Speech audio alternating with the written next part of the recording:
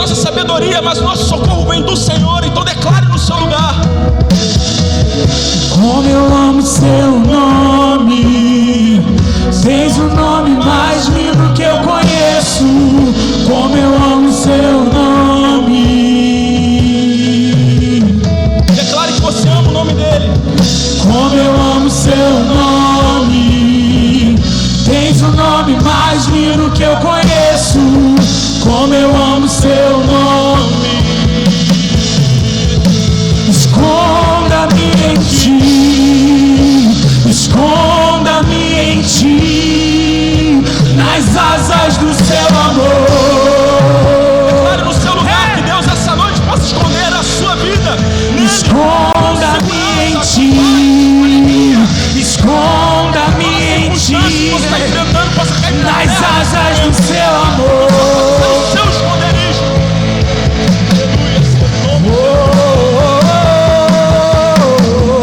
Como eu amo seu nome, tens o nome mais lindo que eu conheço. Como eu amo seu nome. Como eu amo seu nome, tens o nome mais lindo que eu conheço. Como eu amo seu nome.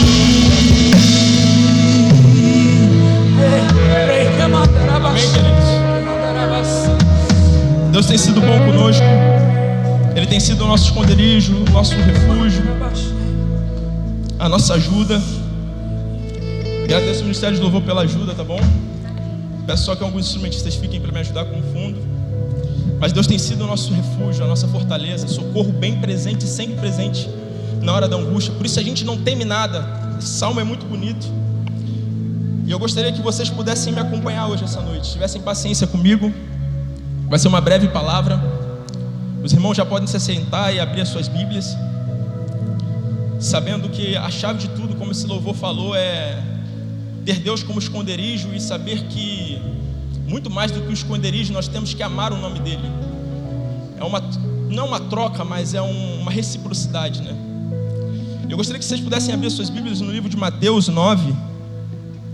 Todos estão me escutando bem? Até os que estão aí no fundo? Amém? Mateus 9. E nós vamos começar a ler a partir do verso 18. Mateus 9, a partir do verso 18.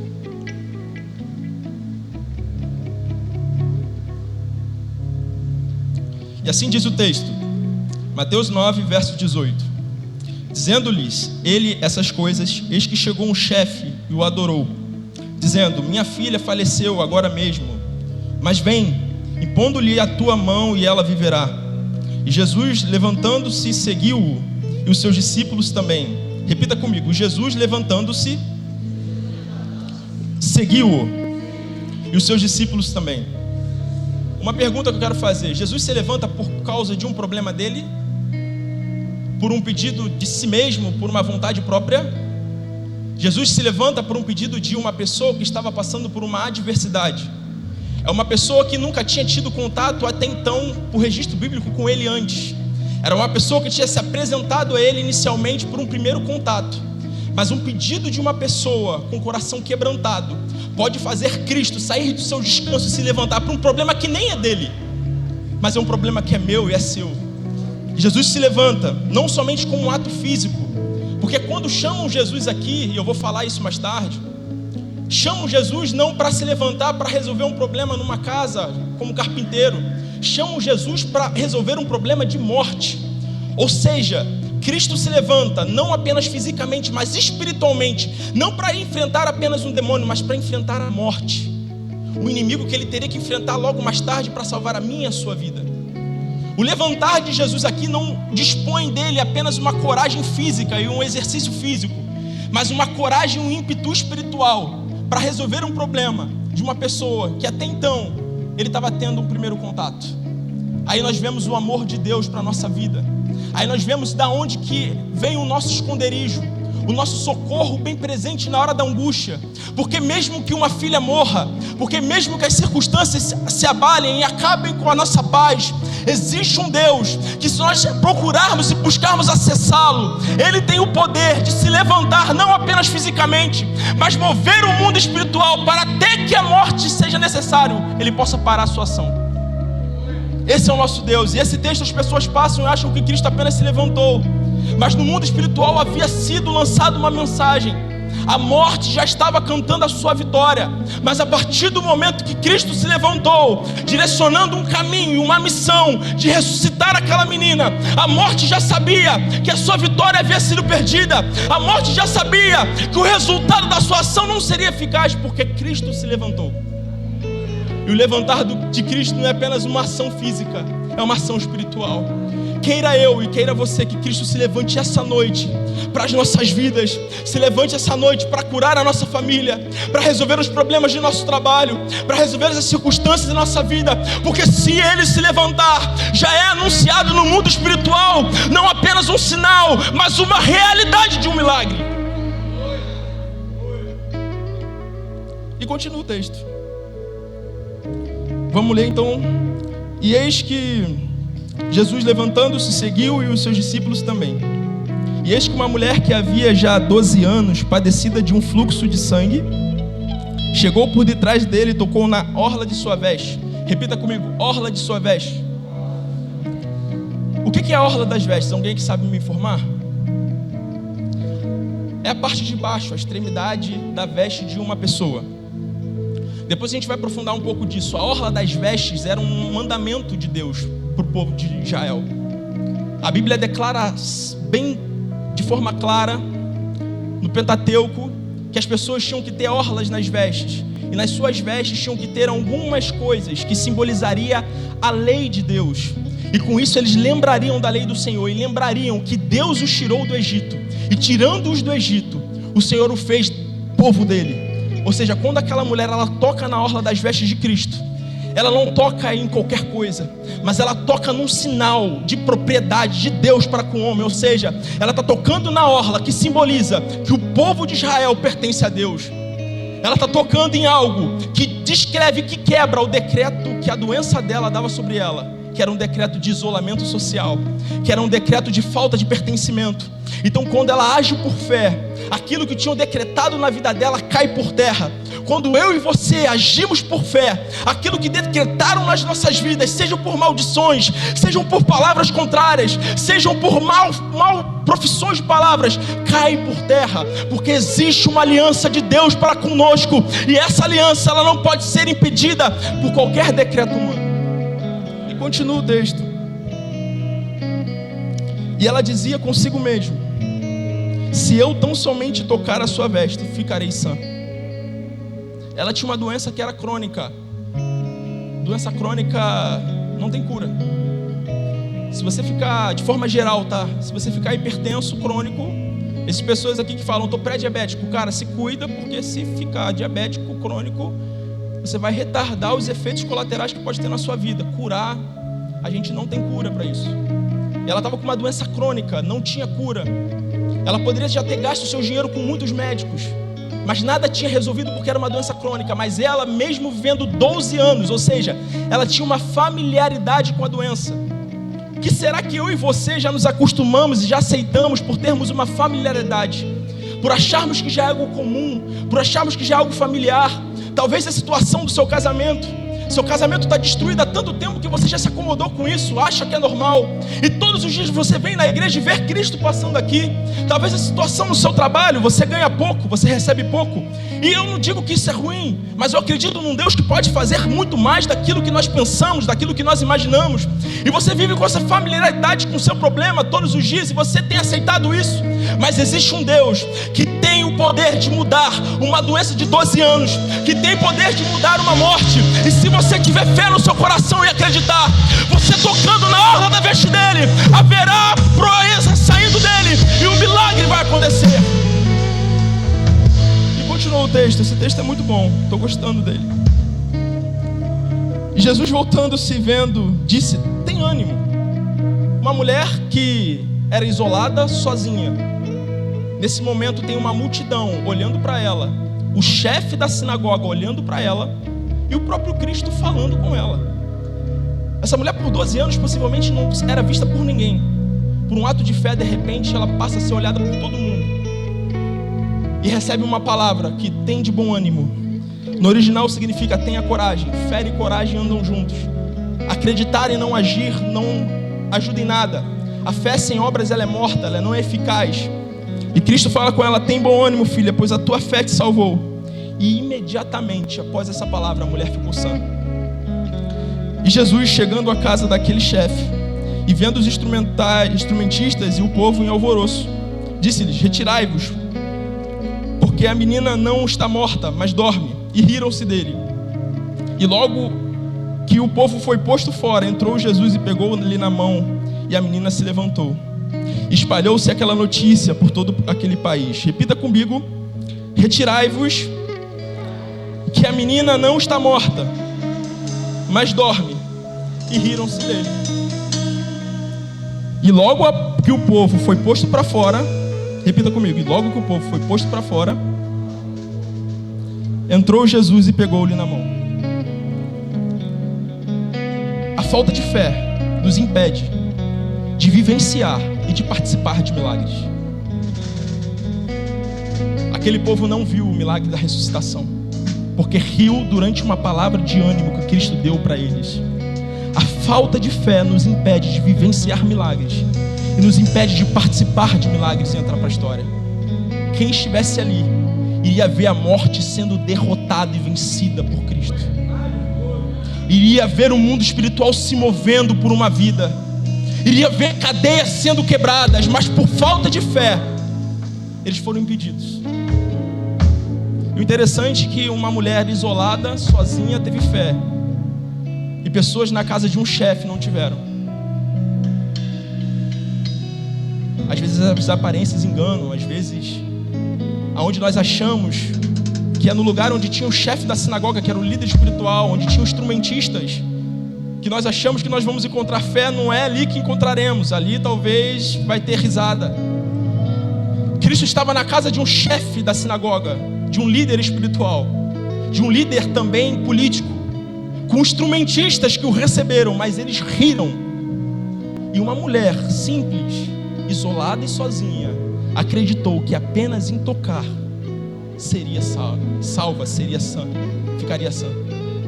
E é muito interessante porque, primeiro ponto, infelizmente eu já adiantei alguns tópicos que eu não vou conseguir falar tudo que eu preparei, mas o primeiro tópico que eu gostaria de salientar com vocês é que a dificuldade é uma coisa interessante.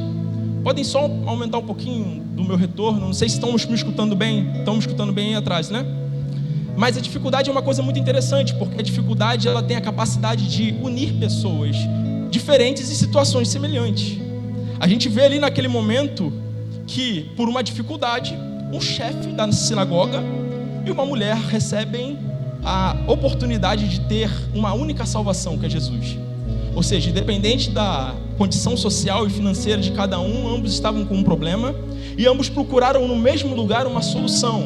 Ou seja, às vezes é óbvio, mas às vezes nós temos que repetir: Cristo é para todos. Seja você rico, médico, ou seja você rico, um político, ou seja você o porteiro, ou seja você também um trabalhador, ou seja você um desempregado, Cristo está para você e tem o poder de fazer um milagre grandioso na sua vida, assim como na minha, assim como de um político, porque Cristo ele não faz acepção de pessoas. É óbvio, mas às vezes tem que ser repetido, porque nós achamos que talvez a pessoa que está aqui na frente tocando o instrumento tem um acesso diferencial e somente ele vai conseguir um milagre, quando não. O Deus que olhou para aquela menina e falou que era para ela ficar sã e deu uma palavra de esperança para os familiares dela e trouxe esperança para a casa de Jairo, foi o mesmo Deus que, olhando para uma mulher impura, disse para ela: tem de bom ânimo, porque a tua fé te salvou. O olhar de Cristo está para todos, está para mim, está para você, se você está desempregado ou não, se você tem uma família destruída ou não, se os seus filhos estão perdidos ou não, o olhar de Deus está para você, o amor de Deus está para você, o olhar de Cristo está voltado para a sua vida e as palavras de ânimo, de esperança são para você também. Mas nós vivemos uma geração que vive uma falta de personalidade, vive uma baixa estima muito grande e acha que é menor, acha que é pior. chega no seu emprego e acha que porque você não tem dinheiro, você é menos valorizado e assume tal papel. Quer um sonho, tem um objetivo e acha por algum motivo que não é digno disso. Eu quero dizer que independente de qualquer coisa, Cristo te olha igualmente olharia para um chefe de sinagoga, porque Ele ama você. E o que vai diferenciar o teu milagre ou não é a sua posição social, mas é o tamanho da tua fé e a convicção que você tem naquele propósito que você colocou no seu coração. E aí nós vemos dois personagens, um personagem principal da história, que é Jairo, e um personagem que entra na história por causa de fé. A história não era dela, o percurso não era dela, o caminho não era para ela. O caminho que Cristo faz é para a casa de Jairo, não é para a casa dela. Mas algo acontece, que ela entra na história. E Jairo é um líder respeitado. Ele é descrito no livro de Marcos 5, no número 5, verso 22, como um dos chefes da sinagoga, o que coloca ele como um dos religiosos e líderes políticos, homem com grande influência na comunidade judaica. Essa posição dava para ele bastante notoriedade e autoridade e poder. Ele tinha acesso aonde ele queria, e ele também era muito respeitado nos lugares de adoração. Jairo tinha um reconhecimento e respeito pelos seus iguais, além de influência para interceder publicamente por qualquer pessoa. Por isso ele foi até Jesus, convicto que Cristo iria até a casa dele. Mas também nessa história a gente vê uma outra pessoa, uma mulher com fluxo de sangue. Depois eu vou explicar para vocês o que é esse fluxo de sangue. Uma pessoa marginalizada. Em contraste a essa história, a gente vê uma mulher que sofria há 12 anos com uma doença que a mantinha impura. Abre para mim no livro de Levítico 15, verso 19. Levítico 15, verso 19. Quando uma mulher tiver o fluxo de sangue da menstruação, ficará impura por 7 dias. E quem nela tocar ficará impuro até o entardecer. Pode passar. Tudo sobre o qual ela se deitar durante a sua menstruação ficará impuro. E tudo sobre o qual ela sentar ficará impuro. Pode passar. Qualquer um que tocar na sua cama lavará as suas roupas, se banhará com água e ficará impuro até o entardecer. Pode passar. Qualquer um que tocar em alguma coisa sobre a qual ela se sentar, lavará as suas roupas e se banhará. Não, é o mesmo texto, passa aí. Quem tocar em qualquer coisa, seja cama, seja o lugar sobre o qual ela se sentou, será impuro até o entardecer. Ou seja, pela lei, ela era uma mulher impura e que tinha o poder não somente de ser impura, mas de tornar qualquer um que tivesse uma relação com ela ou um contato com ela impuro também. Isso fazia com que ela fosse uma pessoa marginalizada, símbolo de impureza e exclusão. Ademais, o fato dela não ter sido o nome nomeado, ter tido o seu nome descrito no texto, já fazia com que ela fosse uma pessoa que não era digna de tal fato. Além disso, naquela sociedade ela ainda era mulher. Mas o interessante é que ambas essas pessoas tinham um ponto em comum: um decreto, uma situação definida. Ambos tinham posições diferentes e realidades diferentes, mas ambos tinham uma coisa em comum que os unia, que era um decreto que não tinha volta. Um tinha a morte da filha, ninguém que morre volta a viver. E o outro tinha uma doença crônica. Doenças crônicas não retornam ao seu estado natural. Se tu é hipertenso, tu vai morrer hipertenso. Se tu é diabético, tu vai morrer diabético.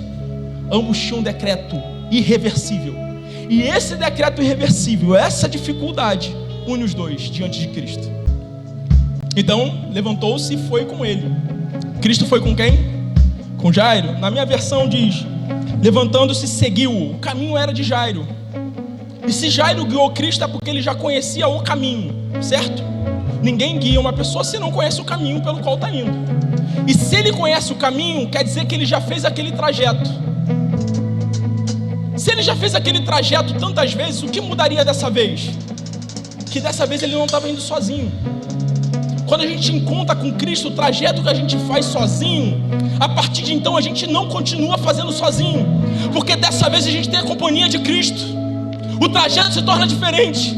E quando ele andava por aquele trajeto, indo até Cristo com um decreto de morte, ele estava voltando para sua casa pelo mesmo trajeto, dessa vez com uma coisa diferente, que era Jesus, que era um decreto de vitória, um decreto de vida, um decreto de ânimo. Eu quero dizer para você hoje, essa noite, que sabe esse caminho que você fez da sua casa até aqui hoje, até essa igreja hoje, você veio talvez com um problema familiar, com algo destruído. Eu quero dizer que quando você retornar, você vai voltar diferente, você vai voltar com Cristo, você vai voltar com palavras de vida. Se você quer, aplauda o Senhor hoje, essa noite.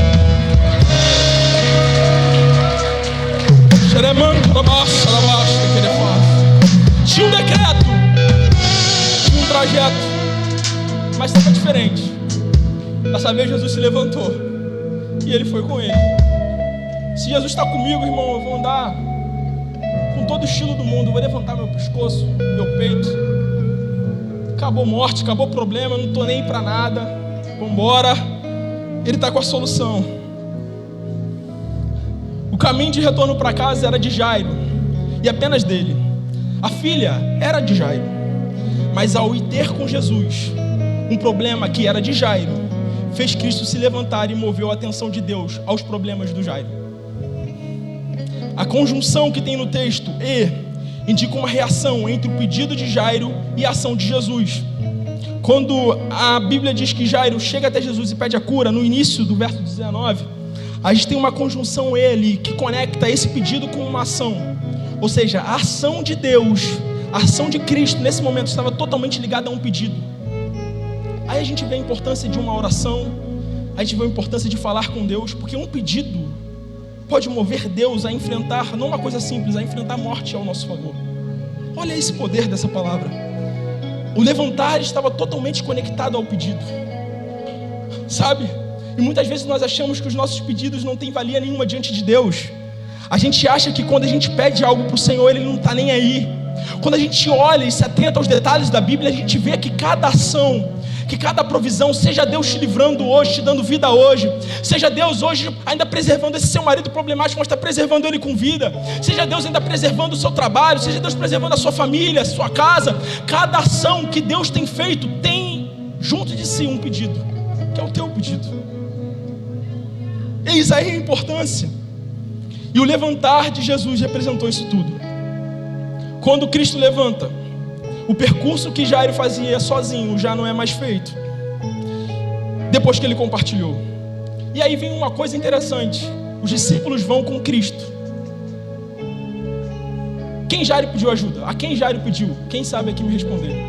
Jairo pediu ajuda para Pedro? Para Tiago? Para João? Não. Jairo pediu ajuda para quem? Mais bonito, por favor. Eu sou novo, tô rouco aqui, tô falando mais alto que vocês. Mas para quem? Oh, agora gostei. Para Jesus. Então por que os discípulos foram também? Será que o problema do seu irmão é só dele e de Deus? Será que o problema do seu irmão que está com uma dificuldade em casa, que não tem comida, que não tem nada, está orando para Deus mandar o suprimento de amanhã porque não tem, é só de Deus? Será que temos sido discípulos que se levantam junto com Cristo para resolver um problema de um semelhante, um problema que não é nosso, mas que é de um semelhante nosso? Ou temos ficado sentados deixando com que Deus haja sozinho? Qual tem sido a nossa parcela de responsabilidade frente às ações que Cristo tem tomado? Cristo ouviu, se levantou, vou enfrentar a morte por uma pessoa que não é um dos meus discípulos. E qual tem sido a nossa reação? Temos ficado inertes a isso? Um verdadeiro discípulo deve seguir, porque os problemas enfrentados por nossos irmãos e compartilhados por eles a Deus também são os nossos problemas. Necessitam de uma ação nossa e participação nossa na sua resolução. Muitas vezes existem problemas que os seus irmãos têm pedido a Deus e não tem acontecido por uma falta de ação sua. Não é nossa, não, é sua. E quando a gente fala nossa é o outrozinho. A gente sempre sai fora, né? Não é nossa mesmo, é minha, é sua.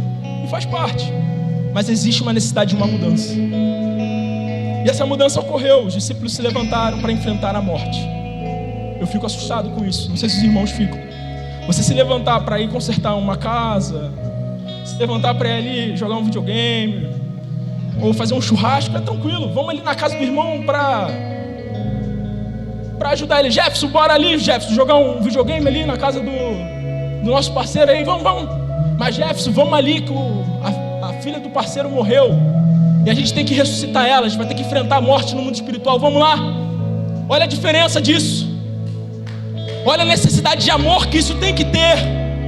Olha a diferença que a gente tem, que Cristo está mostrando aqui, que os discípulos dele devem ter. Irmãos, quando tudo está bem, a gente tem um monte. Surgiu um problema, uma dificuldade, some todo mundo. Que igreja é essa? Que situação é essa? Existe uma necessidade de uma mudança. Quando está tudo bem, estamos juntos. Mas quando está difícil, temos que estar juntos também. O problema de um irmão nosso é nosso. Seja uma morte, seja uma doença, ou seja uma festa, estamos juntos.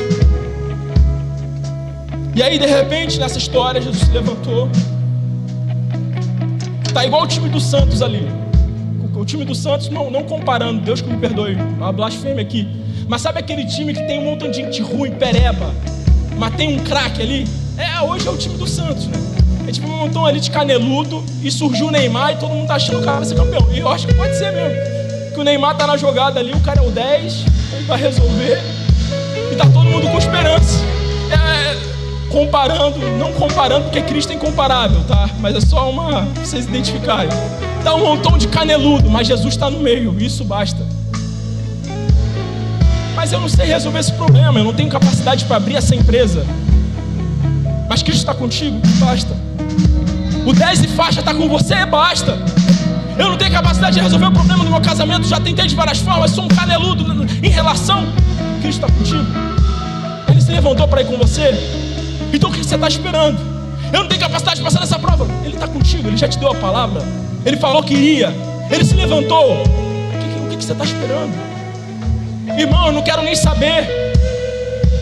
Eu não quero nem saber se eu vou marcar gol, se eu vou entrar. Eu vi uma reportagem um dia do pessoal de 2002, o Vampeta falando. Ele falou assim, cara, um dia chegou o Luizão, que é um jogador de futebol, e falou assim, será que vai dar para eu entrar no lugar do Ronaldo?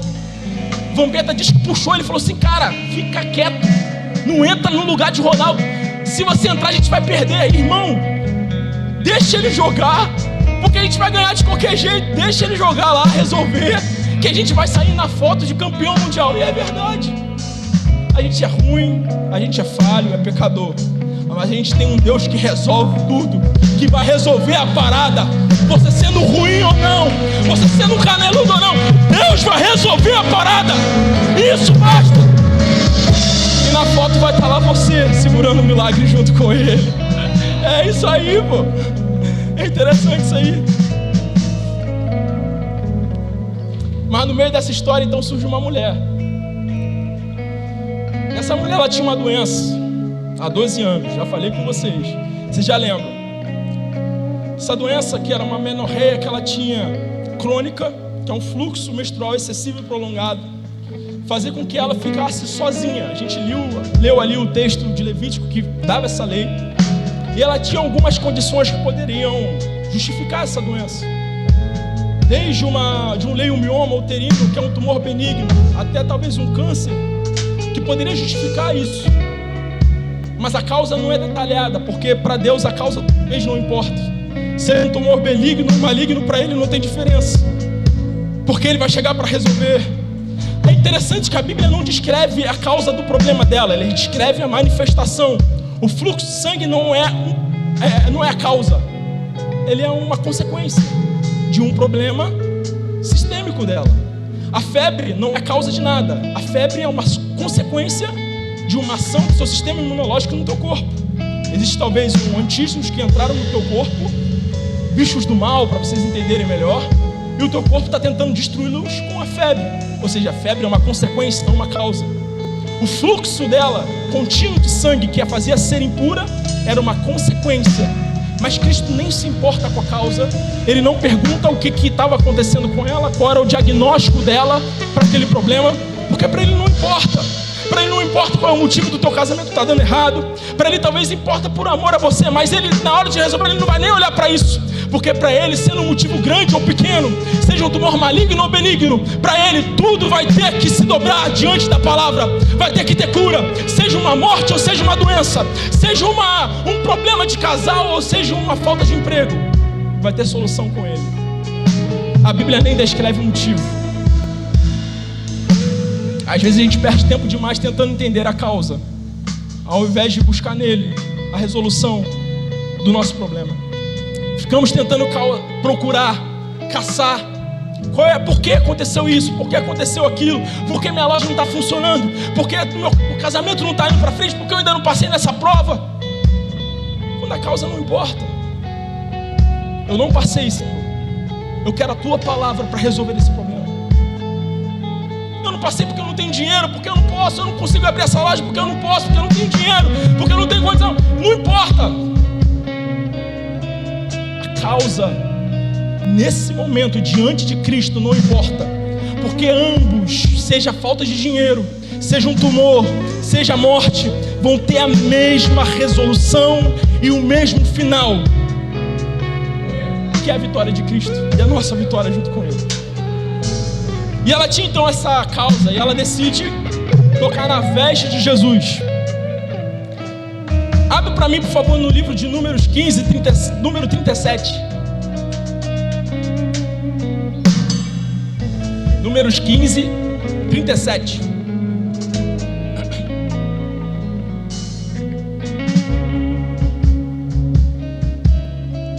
Livro de Números 15, 37. O Senhor disse a Moisés, passa, diga o seguinte aos israelitas: façam franjas nas extremidades das suas roupas e ponham um cordão azul em cada uma delas. Façam isso por todas as suas gerações. Pode passar.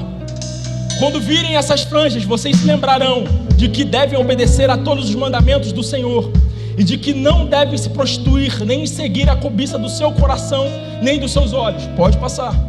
Assim vocês se lembrarão de obedecer a todos os meus mandamentos, e para o seu Deus vocês serão um povo consagrado. Pode passar. Eu, o Senhor, o seu Deus, que os trouxe do Egito para ser o Deus de vocês. Eu sou o Senhor, o seu Deus. A orla da veste não era somente uma extremidade de uma roupa, era um símbolo de pertencimento que aquela mulher tinha, de que ela era de Deus, que o Senhor dos exércitos, que tirou o povo de Israel do Egito, era o Deus que estava tirando ela daquela doença, daquele decreto, daquela doença, daquele decreto. E de que ela, então, a partir daquele momento que ela tocasse, ela teria uma aliança com ele. Ela não seria mais da doença, ela seria povo de quem? De Deus. Tiraram o texto e apontar, ia ficar bonito. Tiraram o texto, ia ficar bonito para foto, eu ia apontar assim, ia tirar uma foto, mas não deu. Então aquela mulher toca na veste, na orla da veste de Cristo, e a aliança de Deus é manifesta através dessa ação. Existe uma cura, pois como Deus tirou o povo de Israel do Egito, Cristo veio para tirar das nossas vidas o pecado, a escravidão, a doença e a morte, para nos fazer povo dele e filho dele. Aquela orla tinha um significado. Aconteceu coisas no mundo espiritual ali, não somente no mundo físico. Um decreto de escravidão, de doença foi quebrada e foi manifesto a glória de Deus, e ela passou a ser dele. Um ato de fé te faz deixar de ser da doença para ser de Deus. Um ato de fé te tira do lamaçal do pecado para ser filho dele.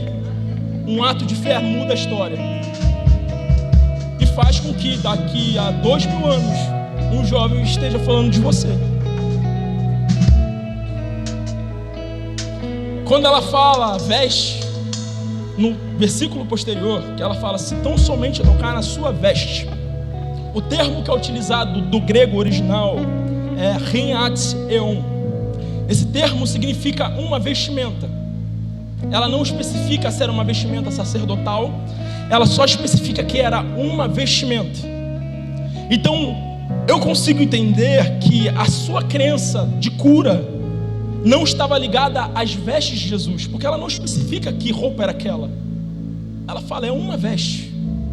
É uma veste azul? Ela diz: não, eu não vejo. É uma veste da Lacoste, da Hollister, da Nike? Eu não sei. Mas era uma veste que estava sendo utilizada por Cristo. E uma veste utilizada por Cristo muda totalmente o cenário. Ela apresenta uma crença não naquilo que vestia Jesus, mas naquilo que aquele que vestia a veste, Ou seja, ela não olhava para a veste, ela olhava para Cristo. E quando ela olha para Cristo, ela identifica a chave do milagre. A gente tem olhado muitas vezes para as nossas condições. Temos olhado muitas vezes para o pastor, ou para o ministério de louvor, ou para isso, ou para aquilo, ou para aquilo. Quando a solução, na verdade, é Jesus. Eu sou um pregador, mas Ele é o Senhor. Eu sou um jovem, mas Ele é o Deus. A sua solução não vem de mim, a solução não vem de você, vem dEle. E quando a gente entende isso, a realidade muda, porque tudo aquilo que Cristo possui também. Tem outra chave aqui interessante, pode fazer milagre. Era uma veste, não vinha da veste, mas por estar com Jesus, curava mulheres com doenças crônicas. Eu não sou ninguém, mas por estar com Jesus eu posso fazer proezas e maravilhas. Eu não sou nada, mas por estar com Jesus eu posso sim mudar o meu casamento. Eu não sou ninguém, mas por estar com Jesus eu posso sim conquistar bênçãos e bênçãos e bênçãos e bênçãos. E através de mim, todas as famílias da terra serem benditas. Eu não sou nada, mas por estar com Ele, a coisa fica diferente. É apenas uma veste, mas era a veste de quem? Jesus. E aí muda a parada. Se eu tivesse vestindo aquela veste ali, coitado.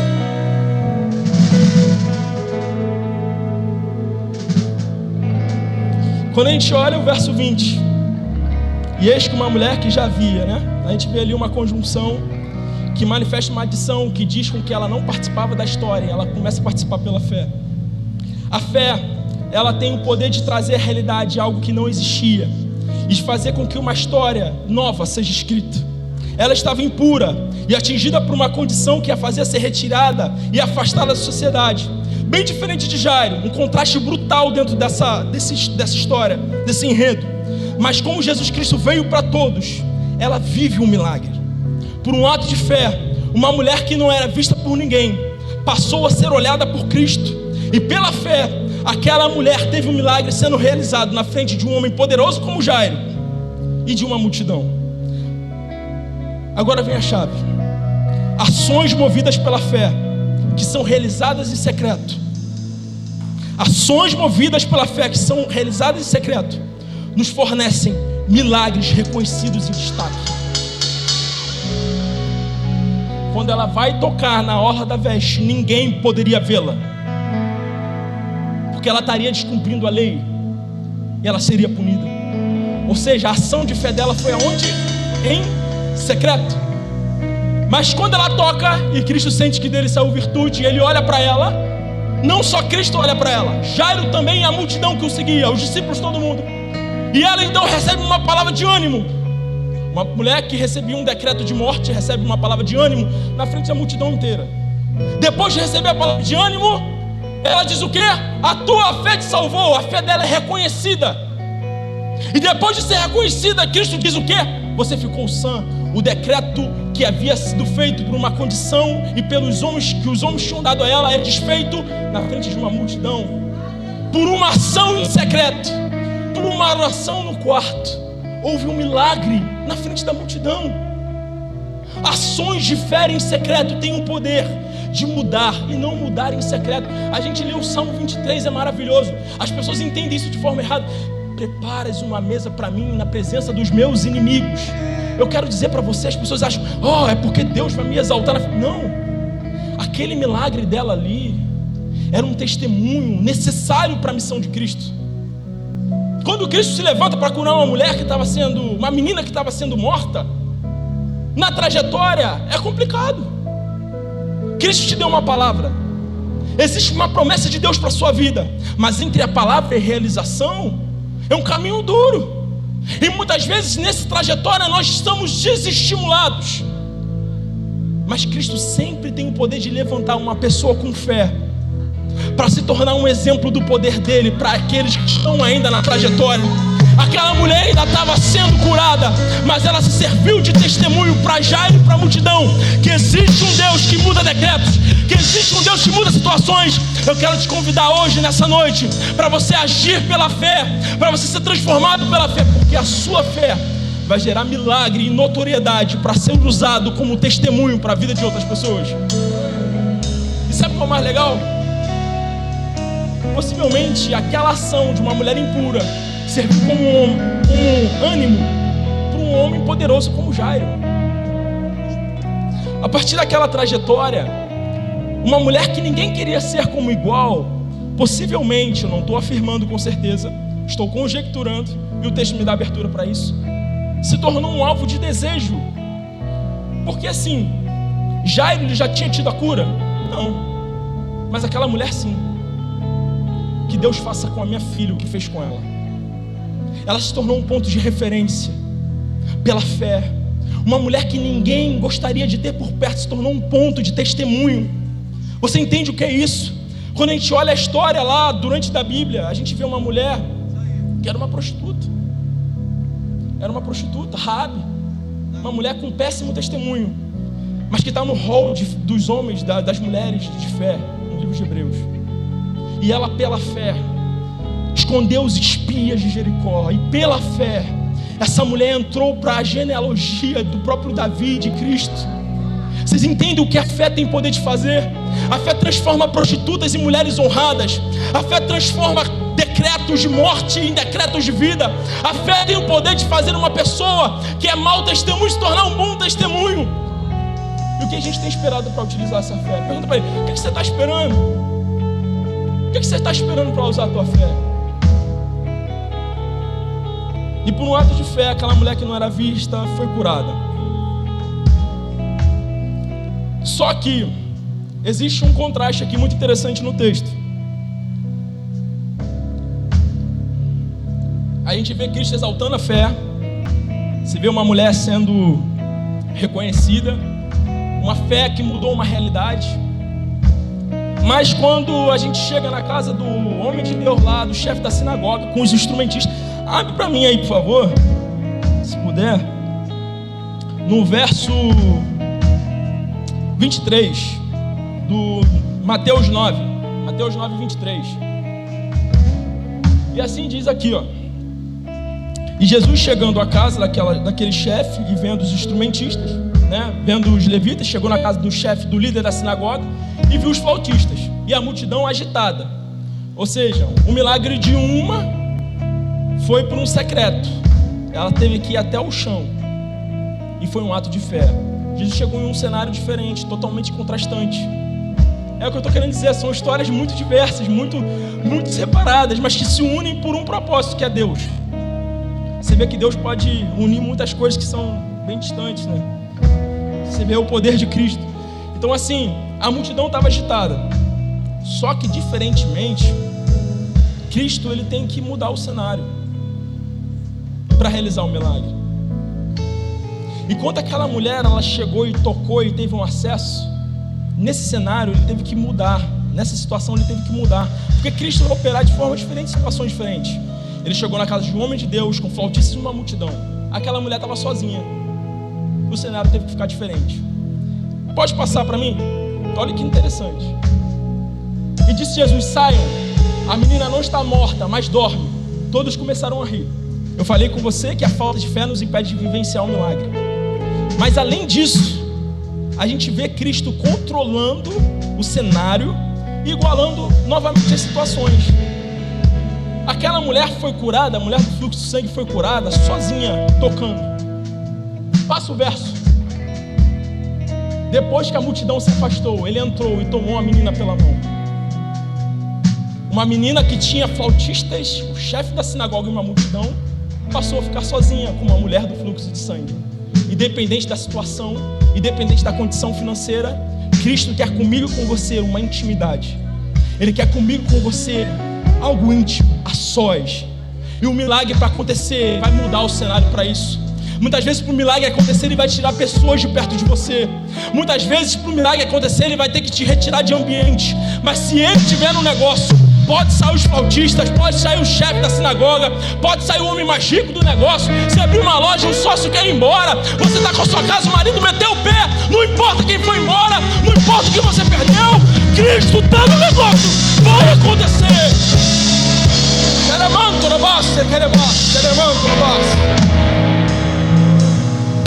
Oh, a intimidade aconteceu. Cristo simplesmente tirou os levitas e o chefe da sinagoga da casa. Sai todo mundo. Não. Todo mundo mete pé. Sou eu e ela. E a gente está reclamando. Está reclamando lá porque fulano de tal foi embora. Está reclamando lá porque o emprego foi embora. Mas Cristo está contigo. Mas fulano de tal meteu o pé, me deixou sozinho. Aquele amigo.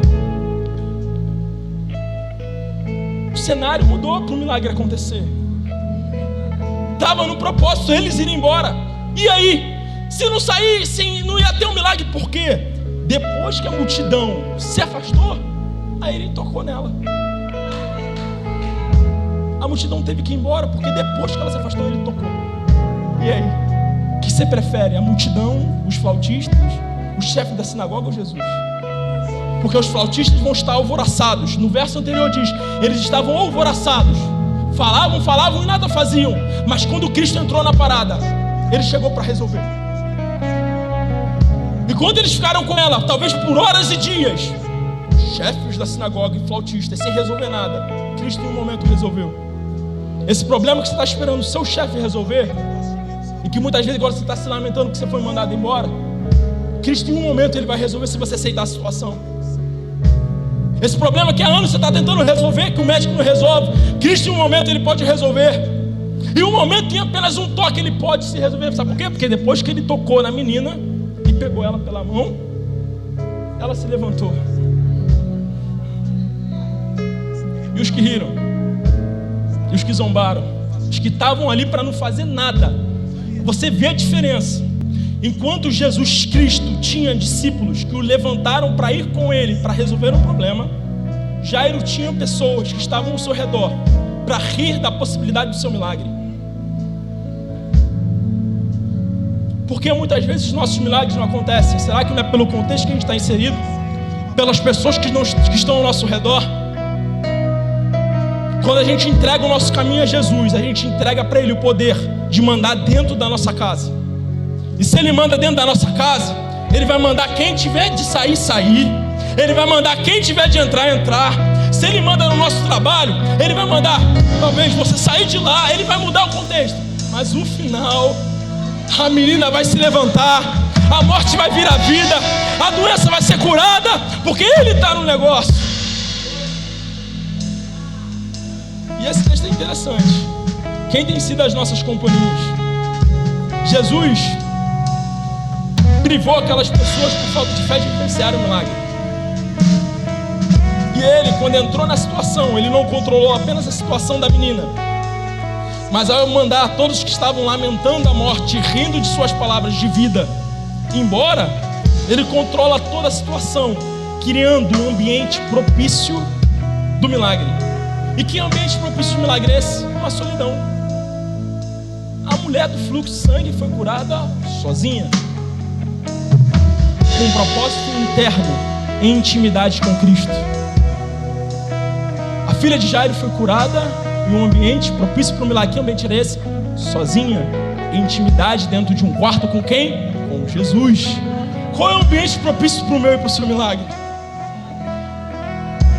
Mas eu estou sozinho nisso, não tem ninguém para me ajudar a resolver esse problema, não tem ninguém para me ajudar, talvez na doença da minha mãe, não tem ninguém.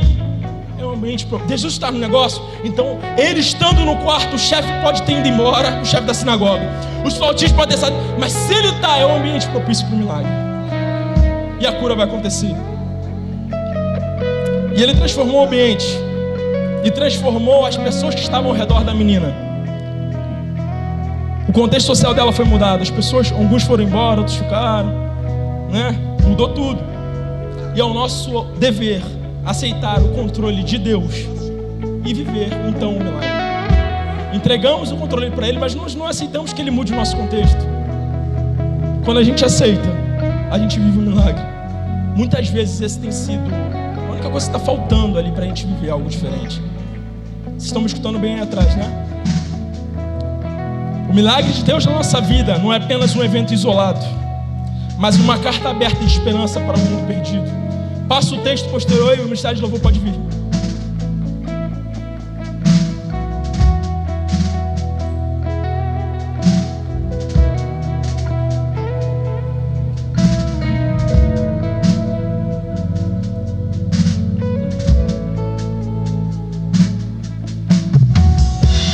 filha foi curada, a mulher foi curada. Glória a Deus por isso. Foi um acontecimento. Foi só um acontecimento, será? Será? Será que foi um evento isolado? Deus restaurar o seu casamento? Será que é só para você usufruir? Ou será que é para você transbordar isso na vida de outra pessoa? Quando a gente lê o texto, eu gostaria que a igreja lesse para mim, porque eu estou cansado. Tá? Estou ficando 24 anos, mas eu estou sentindo peso já, estou trabalhando muito. Se a igreja puder ler para mim, eu agradeço, tá? Vamos lá, 1, 2, 3. Ih, tá feio. Não, volta. Eu quando vim aqui antes, esse negócio era diferente. Vocês eram sincronizados. O que está acontecendo? Estou ficando decepcionado. Vamos lá, 1, 2, 3, vai.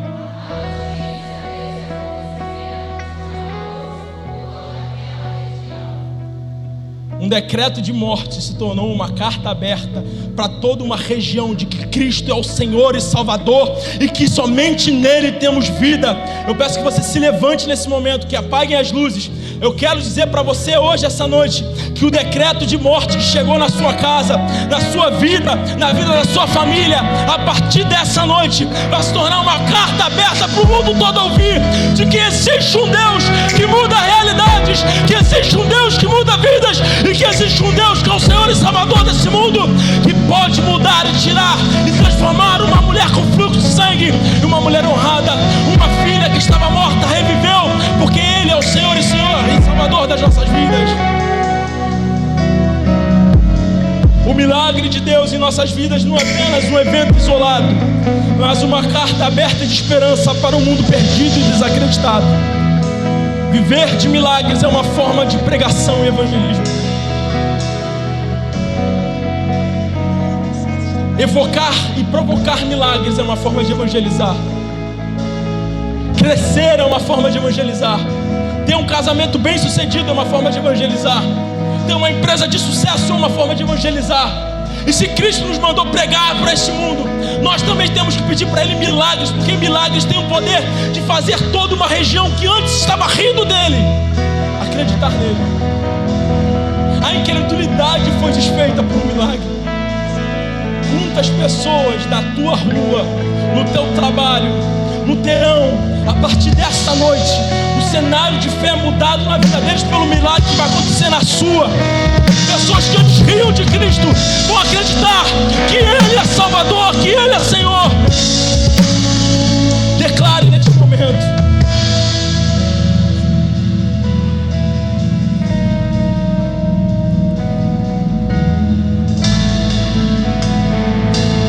Começa a orar a Ele aí. Houve um pedido de Jairo.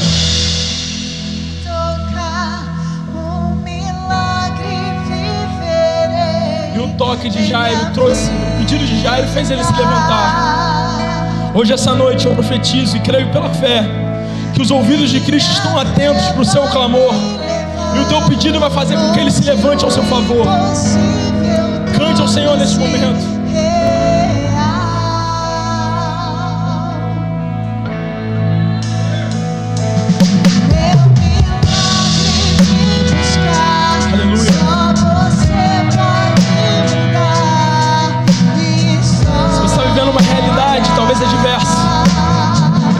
Pedir a Deus, eu peço que talvez você venha aqui na frente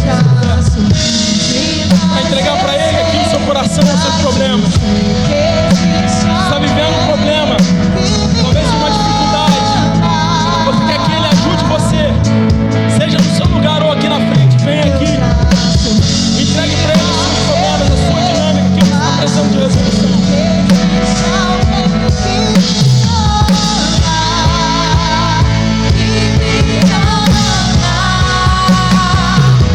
Eu apenas te tocar, eu sei.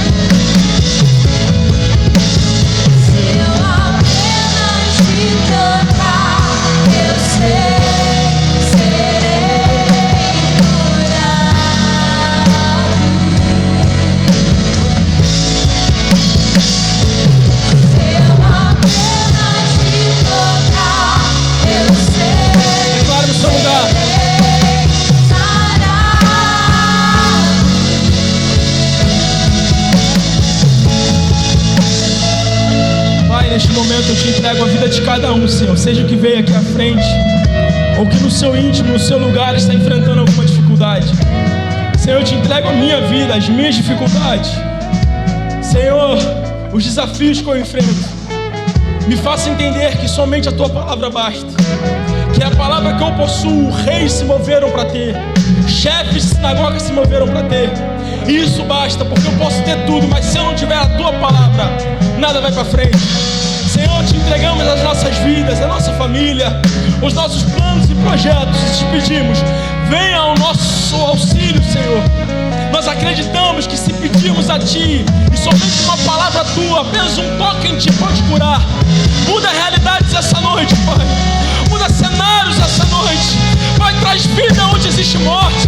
Deus, muda o nosso coração nesta noite. Senhor, vai despedaçando os altares, vai mudando o cenário, Senhor. Muda este lugar, Pai. Ah, Senhor, neste momento, traz os Teus anjos aqui, Senhor. Desce a Tua presença sobre essa igreja, Deus. E traz um renovo, Senhor, uma transformação hoje, nesta noite, Senhor.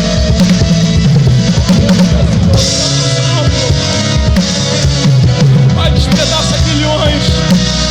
Senhor, expulsa a morte.